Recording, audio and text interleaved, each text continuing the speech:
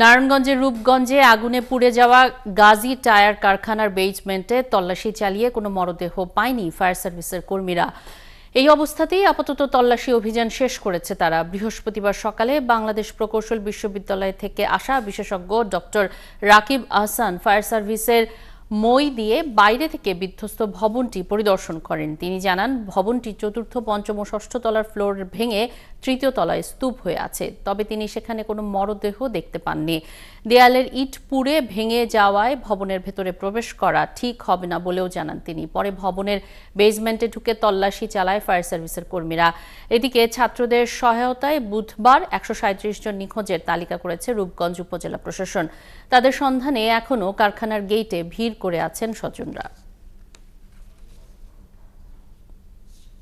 দেখে আমাদের পর্যালোচনা করে যেটা দেখছি যে আগুনটা আসলে অনেক সময় ধরে জ্বলেছে, 2 দিনেরও বেশি, 3 দিন মতো জ্বলেছে এবং এখানে অনেক কেমিক্যাল ছিল, বিভিন্ন ধরনের কেমিক্যাল ছিল, যার ফলে এখানে তাপও অনেক বেশি তৈরি হয়েছে, যেটার চিহ্ন আসলে স্ট্রাকচারটা দেখলেই বোঝা যায় যে এখানে কংক্রিটগুলো সম্পূর্ণ শুধু পুড়ে যায়নি, পুড়ে ভেঙে গেছে, রডগুলো তো বের হয়ে গেছে।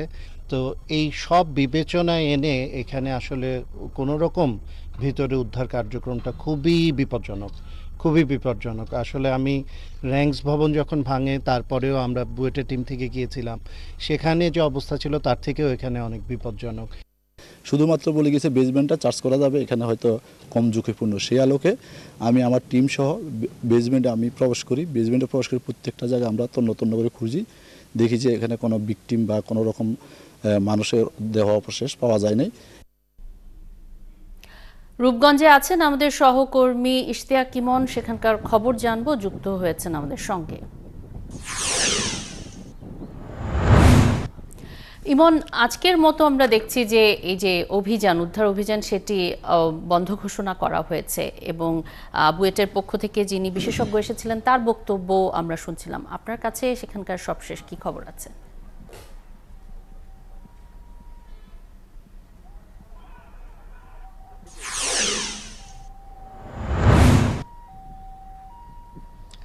ধন্যবাদ তিথি। আসলে একই পরিস্থিতি গতকাল বা এর আগে আমরা যখন সংবাদ সংগ্রহ করতে এসেছি তখনও থেমে থেমে আগুন জ্বলছিল, আজও কিন্তু থেমে থেমে আগুন ভেতরে জ্বলছে। নিচতলাতে আমরা ঢুকেছিলাম কিছুক্ষণ আগে, সেখানে এখনো থেমে থেমে আগুন জ্বলছে এবং সেটি নির্বাপনের জন্য ফায়ার সার্ভিসের একটি গাড়ি এবং একটি দল কিন্তু এখনো আছে।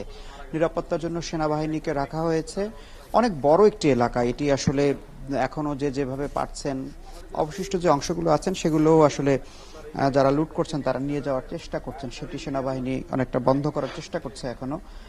এর বাইরে পুরো যে ভবনটি, যেটি আসলে ভস্মীভূত হয়ে গেছে অনেকটাই বলা যায়, সেটি দাঁড়িয়ে আছে এবং এখানে প্রত্যক্ষদর্শীদের সাথে কথা হয়েছে। ঘটনার সময় যারা বাইরে উপস্থিত ছিলেন ভেতরে, তারা বলছেন যে নিচতলা বা দ্বিতীয় তলাতে হয়তো মানুষ আটকা পড়েনি, তারা যখন আগুন লাগে তখন 4 তলা 5 তলা অনেকেই ছাদে চলে গেছেন, যে কারণে যে যারা নিখোঁজদের স্বজন এখানে আছেন তারা বলছেন যে উপরের তলাগুলোতে যদি যাওয়া যায় তাহলে হয়তো কোনো না কোনো দেহ অবশেষ পাওয়া যেতে পারে, যারা যদি পুড়ে মারা গিয়ে থাকেন। এখানে প্রায় 132 জনের তালিকা হয়েছে। ধারণা করা হচ্ছে প্রায় 2 শতাধিক মানুষ ভেতরে আটকা পড়েছেন বা এরকম একটি নিখোঁজের ধারণা করছেন স্বজন এবং স্থানীয় যারা রয়েছেন তারা। কিন্তু উপরে যাওয়ার মতো পরিস্থিতি নেই, যেটি বুয়েটের বিশেষজ্ঞ বলছিলেন যে এরই মধ্যে কিন্তু 3 তলা 4 তলার যে ভবনের ছাদগুলো আছে সেগুলোর বেশ কিছু জায়গায় ধসে পড়ছে এবং কিছু কিছু জায়গায় এমনভাবে ক্ষতি হয়েছে যে সিঁড়ি দিয়ে ওঠার জন্য কেউ সাহস করছেন না। গতকাল বিকেলে ড্রোন দিয়ে খোঁজার চেষ্টা করা হয়েছিল বাইরে থেকে, কিন্তু বাইরে থেকে ড্রোন ভেতরে প্রবেশ করানো যাচ্ছে না। বাইরে থেকে যতটুকু দেখা যাচ্ছে তাতেও ভেতরে যে পরিমাণ ধোঁয়া থাকছে তাতে খুব বেশি একটি ভেতরে চিত্র দেখা যাচ্ছে না। আজকে সকালেও ফায়ার সার্ভিসের ল্যাডার দিয়ে দেখার চেষ্টা করা হয়েছে, কিন্তু সেটি আসলে ভেতরে চিত্রটি দেখা যায় না, কারণ বড় একটি জায়গা, এই ভবনটি অনেক বড়, আমরা একটি অংশ দেখতে পাচ্ছি, সেই অংশটির ভেতরে কি অবস্থা রয়েছে এবং তদন্ত দল যেহেতু এখনো কাজ করছে, এই যারা নিখোঁজ রয়েছে তাদের ব্যাপারে কি সিদ্ধান্ত আসবে, আর কোনো অভিযান চলবে কিনা সে ব্যাপারে এখনো কিন্তু কোনো সিদ্ধান্ত পরিষ্কার হয়নি। আজকের মতো কার্যক্রম স্থগিত করা হয়েছে এবং বলা হচ্ছে খোঁজার চেষ্টা করা হচ্ছে, কিন্তু যারা আসলে স্বজন রয়েছেন, একই পরিবারের 3 জন 5 জন এরকম নিখোঁজ রয়েছেন, তারা তাদের আহাজারি করছেন যে কোনোভাবে যদি দেহ অবশেষও পাওয়া যায় শেষ পর্যন্ত, বা ডিএনএ টেস্টের মাধ্যমেও যদি সেটি শনাক্ত করা যায়, তারা শেষ স্মৃতিচিহ্ন হিসেবে স্বজনদের সেই মরদেহের বা কবরটি তারা রাখতে চান। সেজন্যই আসলে এখনো স্বজনরা অপেক্ষা করছেন, তারা ঘোরাঘুরি করছেন, বিভিন্ন জায়গাতে যোগাযোগ করছেন